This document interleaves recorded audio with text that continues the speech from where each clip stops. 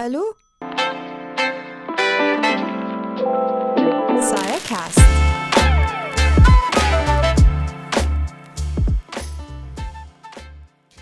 All right, Douglas. Hey. Welcome. Bayani Bash, Banisan. So I'm gonna start off like very simple, but I want to get to know you a bit more actually. Basically, here, obviously, we know what a doctor does, Sure. what a lawyer does, Sure. what an engineer does. Yes. So when you go to their office, you know what to expect. Yeah. But what do we get when we go into an embassy? Yeah, it's a great question. So, let me back up. When I first became a diplomat 15 years ago, every American diplomat goes through this sort of boot camp training course where you learn about the basics of diplomacy and how to be a diplomat. And the interesting thing was, every time we would ask a question, the answer was 100% of the time, it depends. And so it really depends a great deal on the specific portfolio they have, the country you're in, what's happening geopolitically at the time. And then also based on other things that I'll explain right now that are hard to put into small words. The Department of State, which is what we call our Ministry of Foreign Affairs. We have a Secretary of State who's basically your equivalent to your Minister of Foreign Affairs. And then they have, several layers of people underneath them in the bureaucracy, and then you get to where I'm at, which is like the working level. So at the working level, if you look at what we call foreign service officers, which is our overly long and complicated way of saying diplomat, there's sort of 5 different flavors. There are political officers, and they are very similar to our economic officers. Both of them, their job is sort of half journalist and half lobbyist. So in part, they're going out and they're meeting with their contacts. For the political officers, that's typically people in political parties in the government. For economic officers, that's typically for people either in the Ministry of Finance or the Treasury Department, and then also people in the business community. And they're writing essentially newspaper stories, but directed just back to our government in Washington. And we do have this thing called the Freedom of Information Act. So for the most part, if you're really interested, you can file what we call a FOIA request and see the kinds of reports that they're putting, as long as they're not classified. And then the other part of their job is lobbying. So of course we have policy interests. We have things that we think would be better for France to do, for Germany to do, for Iraq to do, for the Kurdistan region to do.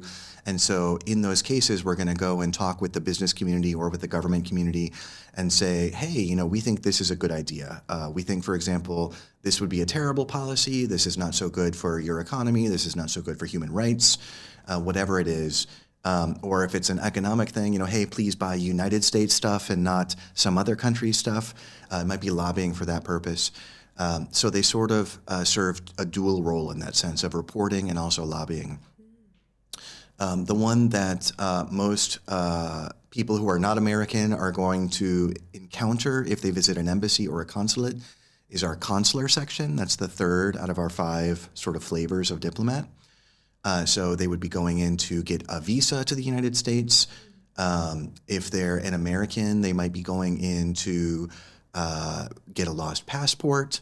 If they've lost a passport, if they've been arrested, or if they're hospitalized, we can provide certain services to them. We cannot just get Americans out of jail. Every American is subject to the local laws of the country that they're in. So, but we can make sure that they're treated fairly in the justice system, that they have access to lawyers. If an American, loses all of their money, we can help them find a way to get back to the United States. So those types of things for the consular sections. That's 3 out of 5. The 4th one I'll talk about is management. So they essentially build the platform that everyone else uses to do their jobs. So they make sure that we get our salaries. They make sure we have desks and chairs and computers, working toilets and good office spaces with air conditioning and lights. They do a lot hiring and firing for the entire consulate and the embassy community. So without them, we really couldn't survive and do any of our jobs. They're really crucial to everything that we do, but they're sort of the unsung heroes of the diplomatic community. And the last one, that's the one that I do, is called public diplomacy. And that means just as little to Americans as it does to anyone else. No one has any idea what that means because we do everything else. So we do the engagements with the media. We do engagements on social media. We run our social media platforms. We do education programs, English programs, cultural programs, exchange programs, outreach programs. Typically, if you're seeing an American speak at a university or a community center, or if you see a notice about our exchange programs for either professionals or academics, that's going to be run by our public diplomacy section. So it's the 5 main flavors of the traditional diplomats. We also have what are called specialists. So these are people who need very specific training and skills to do their job effectively. So our office managers, the people who make sure that we get all the paper back and forth between the different sections. We have our security specialists. We have our IT specialists. Right. They're also diplomats, but they sort of serve a different role because they do need a specialized training that the rest of us don't need. On top of that, every single embassy and consulate has a huge, typically the vast majority of people working in an embassy or a consulate are actually hired locally. Locally meaning from that country. Right. So here, I don't know, 70, 80, 90%, I don't even know, of the people at the consulate are actually Kurds. Right. And they are the people who provide the long-term memory for the consulate. So here in Iraq, and this varies around the world, most Americans only stay 1 year. So it's really hard to develop the kinds of relationships that you need to be effective and do your job without the local staff helping fill in those gaps. So, when an American leaves, they get some handover notes from their predecessor, or they give their handover notes to their future person, but that's not going to answer 99% of the questions that they need to be effective. So it's the local staff who are really introducing them to the people that they need to know and helping them understand the local context so that they can be effective in their jobs. And why is it that they, I don't know if you're also, but why is it that you stay for only a year? So different countries do it differently. Okay. Some countries have a model where they stay 5 years or 4 years or 3 years. What we typically do in the Department of State is for countries that are at a comparable level of development and safety as the United States, it's usually a 3-year tour. For countries where either the level of development is significantly lower or there's a slightly elevated risk or danger level, it's 2 years. And then where we feel that there's a larger security threat, it's typically 1 year. Now here, realistically, that's because we're within the federal, Iraq, and so there's certainly a different security profile down in Baghdad than there is up here. But here in Erbil. Exactly. Yeah. But we're choosing as a security thing to just treat this as one sort of territory for those planning purposes. So right now, all of the jobs in Iraq are posted for 1 year. But what I am noticing is that more and more people serving at the consulate are choosing to stay 2 years because they see it as a great place to work. They see it as a place where they can get their jobs done effectively and be effective and make meaningful change. So I, for example, am staying here for 2 years. Wow. And then this is on top of, I actually served here for a year and a half, about 5 years ago, fell in love with the region. Many of our staff are choosing to stay for 2 years. In the Kurdistan region in particular, because we see this as just a great place to be and a place where we can make a meaningful difference. Yeah. So when you get the job, you get the job. It doesn't change based on who you have, what political parties in government, right? Correct. Yeah. 99% that's the case. So if a president comes in, the president, he or she might have different policy priorities. So they might say, okay, my policy right now is really to focus on China. So I would like to see more people working on the China portfolio. And so they might move some positions around from a portfolio that the president de-emphasizes or deprioritizes to one that the president is very concerned about. Typically, though, that's much easier domestically in Washington than it's going to be at the embassies abroad. The embassies abroad, it takes years to change the staffing levels. Wow. So that's typically not something that a president can change overnight. But domestically, it's easier to sort of shift portfolios around. Okay. So who were you before you started working as a diplomat? Great question. So I graduated from college in 2001. Where? In California. It's a small school. You've never heard of it, called Pomona College, but it was a great place. I had an amazing time there. Right. What did you study? Sorry. Yeah, I started as a physics major, gave up on that, became a French literature major, gave up on that, and then I finally ended up with environmental studies. Oh, So wow. largely unrelated to most of what I do as a diplomat, but it's becoming more important now. Yes. I think the Biden administration is certainly, I think I can say safely, a very different approach to climate issues than the Trump administration did. Yes. There's more of an emphasis on it. We're spending more of our staff resources, more of our money trying to figure out solutions to the climate emergency. Right. And so it is becoming more of what I'm doing on a day-to-day basis. Yes. I will ask you more about Please. that actually, but Sure. this is a concept that people here don't understand, the fact that you can actually change your mind when you study. You don't have to stick to that first. Yeah. So that's one thing that's great about the U.S. university system. Typically, students are not expected to determine what they're going to study until the end of their second year or the beginning of their third year. That's so clever. In our four-year system. So I know different universities. I think the Schengen zone mostly has 3-year universities for bachelors. We have a 4-year system for bachelors for the undergraduate degree. So usually it's about halfway through that you pick what you actually want to major in. Some people come in knowing what they want to do, but typically an 18-year-old, a 19-year-old is not going to know what they want to do. I certainly didn't know. Exactly. And so I went in, and you have a chance to take a variety of courses in different fields and sort of get a sense of what you genuinely enjoy. We have a model that's a little bit different than the European model called a liberal arts framework for education. And so the idea for us, it's sort of a very philosophical idea that we should be producing well-rounded citizens, not just specialists in physics or painting or French lit, but people who have a little bit of knowledge about many different things.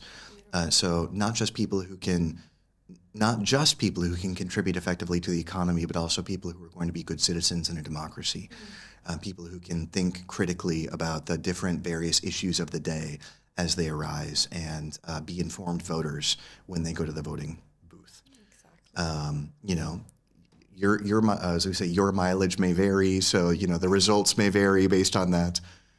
Some people get more out of that system than others. I think it's a great system overall, but certainly if you know at 18 that you want to be, a mechanical engineer, maybe the European system is better for you in that sense, because you can get in and get out in 3 years and move on with your life. But for most American teenagers, I would say, they're not that clear about what they want to do. So I think in that case, the liberal arts system is probably a better fit.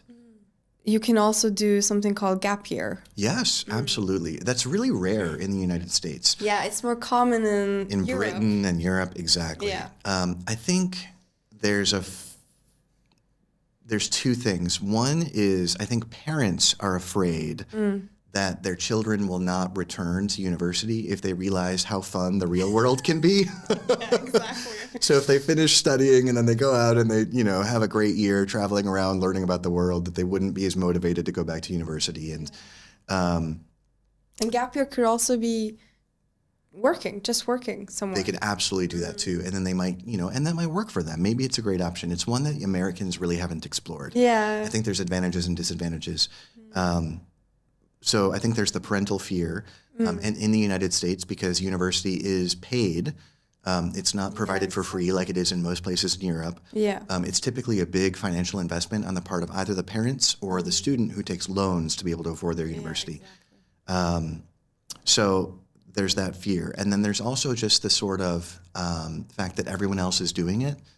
Most of your friends from university or from high school, are going to university, and there's an entire social structure set up in high schools to support people who are looking at colleges and making those decisions and trying to figure out what they're going to do with the next few years of their life. And I certainly don't want to say that all high school students in the United States go to university. That's not the case. And for many people, it's not the right choice, that they would be better served just going directly into work or into a vocational educational setting to learn a trade. Not everyone can afford it. Exactly. Not everyone can afford it. So there's a lot of reasons that someone might legitimately choose not to go to university in the United States. And for some people, that's the best decision for them. But there is certainly a lot of support in high schools from what we call guidance counselors, who literally are there to help you figure out either your career or your college choices. your parents, your friends. Everything is set up to make the decision to go to university easy if that's what you choose to do. Exactly. And then doing that without that support system during a gap year might be intimidating for some people. So we don't have that cultural tradition, and so it's just not something that most people choose to do.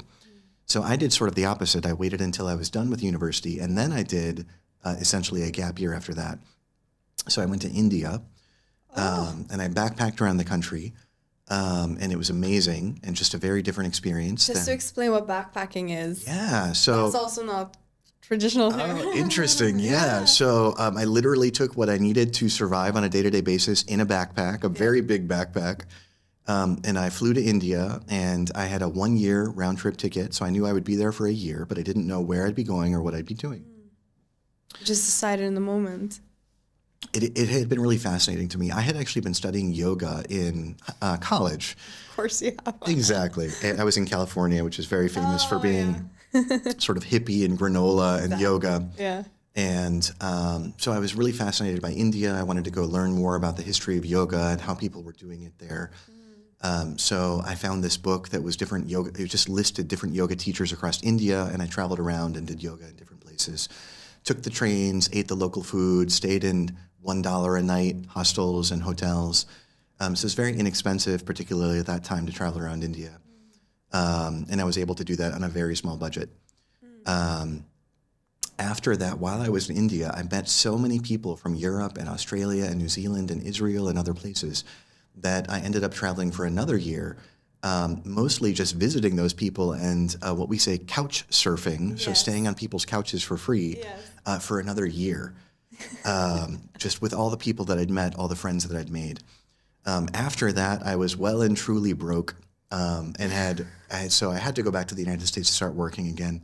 Moved back to California. I got a job at a children's museum, which is maybe also not a concept that's very familiar in Iraq or the Iraqi Kurdistan region, but instead of just a museum where everything is behind glass and with little text information, and you go and you say, ooh, look at this piece of artwork that's so old, and you fall asleep in half an hour.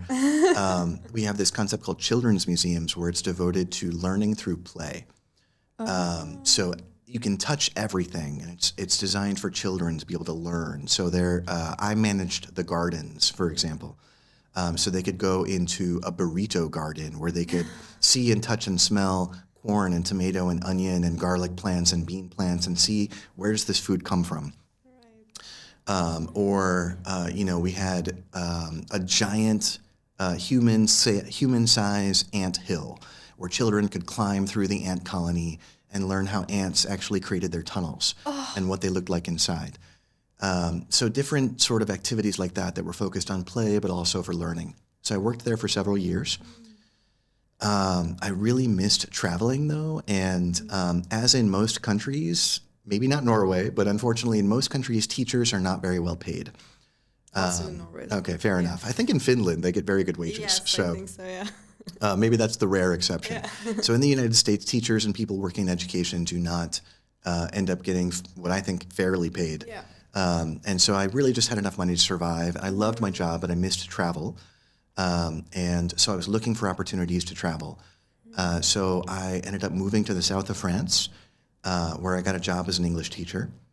And then in that sort of period of travel, I met some people who were thinking about working for the U.S. government abroad, either as diplomats or as people in USAID, which is our International Development Agency.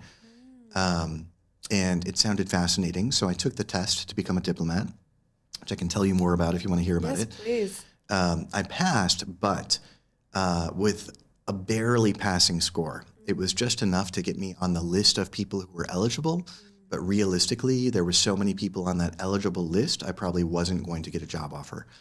So one way to improve your score is with a foreign language.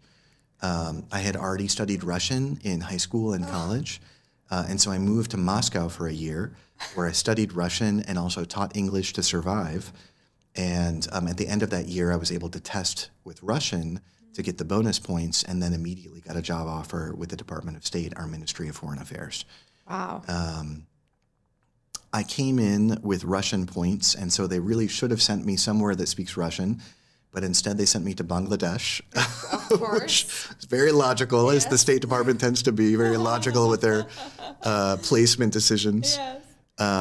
Did they know you had traveled in India or something, or Yeah, they did. Maybe. Who knows? maybe they were like, you're close? It's possible. Yeah. I have no idea. It's your first 2 jobs with the State Department. You don't get much of a choice about where you go. I remember I gave them a list of 100 different cities around the world in order of priority, and they chose something from it. So they try really hard to give you something in your top half of 100. So your top 50 is what they're going for. They try to give everyone something in their top half. And most people, they succeed for that. But God, what a huge amount of work. it is a lot of work. But you might get 40 or 45 on your top 100. So you don't have a lot of choice your first 2 jobs. Okay. After that, it's really more up to you to do job interviews like anyone would do for any other job. And you have to convince the hiring manager in that city that you're the best candidate. And so, I've worked in Bangladesh, Ukraine, Egypt, here in Erbil. I went back to Washington to work for a couple of years, Czech Republic in Prague, and then back here. And also in there somewhere, they paid for me to go back to California to do a master's program. So that's been my career in. So it's hard to explain, much like everything in the State Department. Okay. Until the 1970s, there was a field, and it still exists to this day, but just military history. And military history, as understood until the 1970s, was studying generals and how they won or lost wars. In the 1970s, there was a new academic field that came out of that called New Military History, very creative. And instead of looking at generals, it looked at the sort of people fighting on the ground. And what did they do? What decisions did they take that helped anyone win or lose wars? In the moment, or like planned decisions? Both. Okay. But instead of looking at the top down, it was looking at the bottom up. Yeah. So a different perspective on the same questions. In the late 1990s, early 2000s, there was a third field that developed in military history called War and Society. And that's essentially throwing out the question of why did a war get won or lost, and looking at the impacts of war on a society. So what happens to the families left behind? What happens to the soldiers when they come back with post-traumatic stress disorder? What's happening in different elements of government, what's happening in the Ministry of Economy during a war? What's happening to a protest movement in a society, an anti-war movement? Every other question about conflict, except for why did we win or lose, that's fair game for this field called War and Society. And so that was actually my major in my master's program. Right. Do you also have like effects on societies that have experienced like imperialism and the self-hatred that actually, let's say, colonies or absolutely experience? Those are all fair game questions for this field. It's so broad that almost anything fits as long as there's conflict somewhere in the story. One fascinating book that I read that I would never have read otherwise, and honestly does nothing to help me in any capacity, but I just find it intellectually fascinating. It was a book about, I'm going to mistake the country. I want to say Guatemala, but it was a Central American country that went through a civil war in the 1980s, which was most of the Central American countries. That's why I'm having a hard time placing it. The book went 20 years later after the war, and it interviewed women who had been recruited into the war effort. Oh, yeah. And it was asking them questions, how did you get recruited? Who came and recruited you? Why did they recruit you and not some other woman? How did your job responsibilities change during the Civil War? And did the skills that you had before the war impact what you ended up doing during the war? So it's just fascinating questions. Wow. And then, what happened to you after? Did you end up going back and being a homemaker? Did you get a job? Did you end up in government? What happened to you after the war? And was there some sort of explanatory factor? Could they look at was there a relationship between what you were doing, what assignments you were giving in the war, and what happened to you after the war? It's just a fascinating book. Do you remember the name of the book? Oh, I'd have to Google it and get back to you. I'm not sure. Right. Well, I mean, when it comes to the climate change and the crisis, I mean, obviously, you know way more than me. Oh, probably not. Probably not. You probably know more than me. No, I mean, I know the basic stuff that is like focused on how I can change my everyday life to participate. But like people here probably have heard about it. Yeah. Many people in the world don't actually believe in it. Yeah, which is crazy. Yeah. But I can like very shortly sum up the stuff that I know that we would love the viewers and listeners to learn a bit more about. Yeah. But for instance, I mean, the first thing I remember learning at school was about the ozone layer. Yes. How it was like meant to protect us, or like sort of filter the sunbeam, I guess.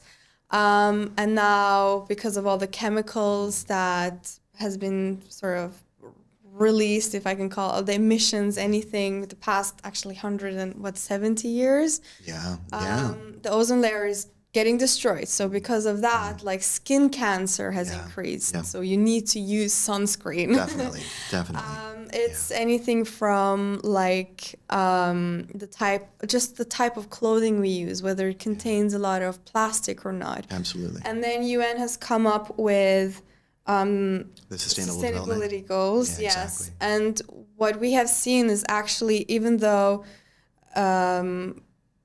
let's say developing countries, like unless they still live with nature, I'm thinking about like villagers, etc. Most of the time, especially cities that have adapted Western ways of living, they don't live that environmental friendly, but it's because they can't afford it. Sure. Despite that, we have seen that actually most of the climate change problem has roots in Western countries. Yep, absolutely. But also China, like industrial, can I call it industrial? Like industrialized, sure. Yeah. And like, for instance, like business owners, Western businesses that go to third world countries, and they have factories that create horrible health conditions for the workers. They do child labor. Businesses that go to any nation and not only take advantage of the natural resources, but actually destroy the natural resources, like the rainforests and reducing the amount of trees. Absolutely. I mean, these are like the basic stuff I'm talking about. There's way more science behind it, but it's about like, how do you pick the product? Who do you fund or like finance? Yeah.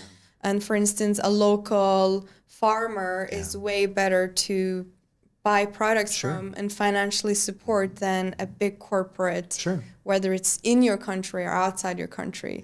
So, like I said, there's more. We actually have a series on 9642 that talks about it in detail. Cool.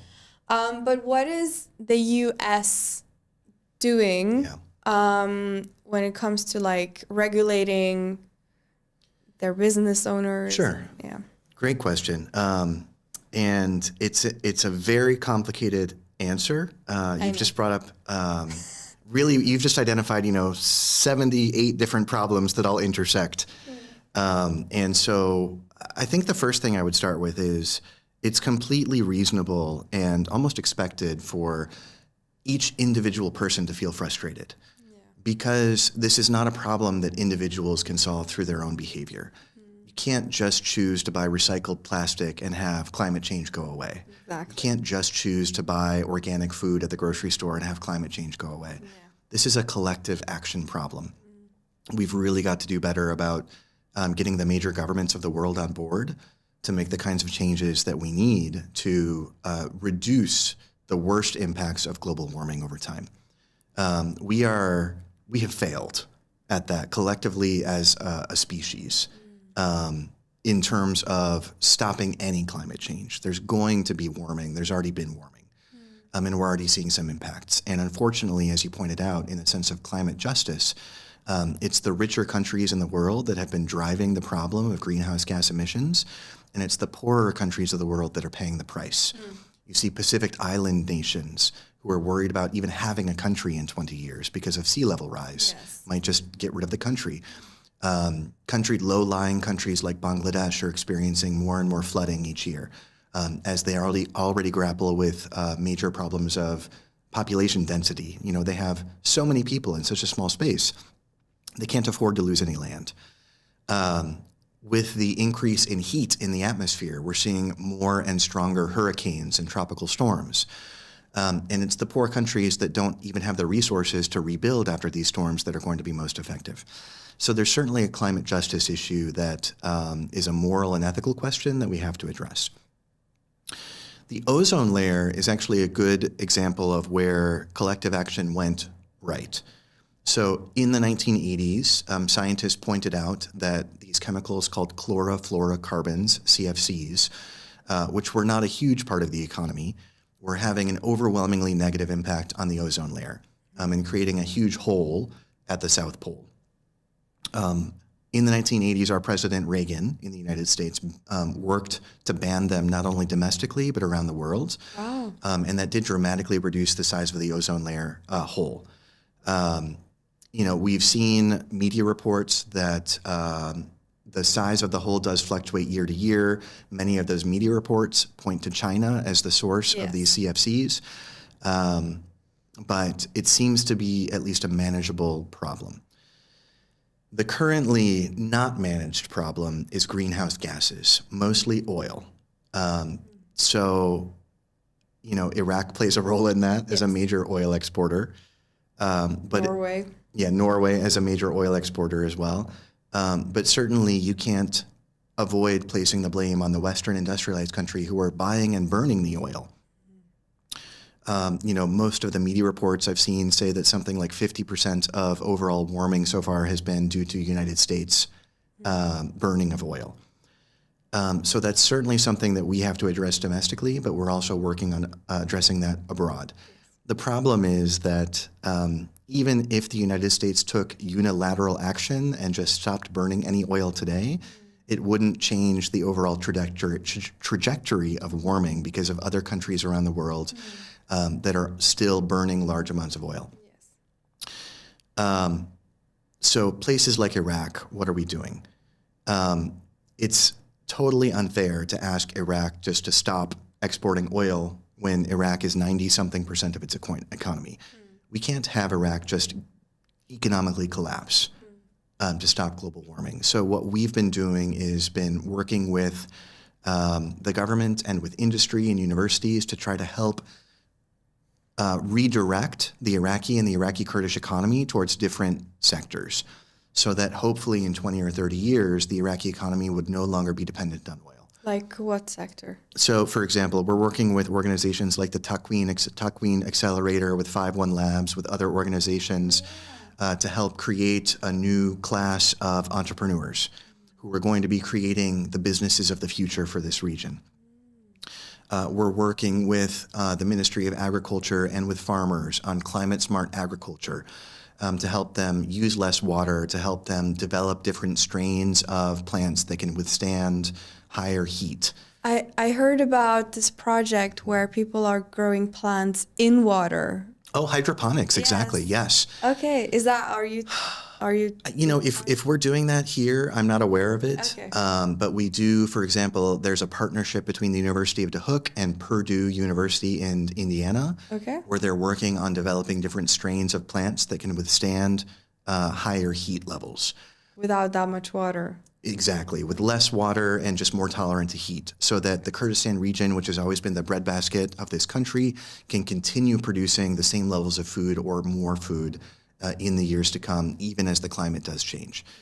Working with the government on building transparency, building an actually effective banking system, all of which are going to be required for developing that economy that's no longer dependent on oil, which has been tough. Yes.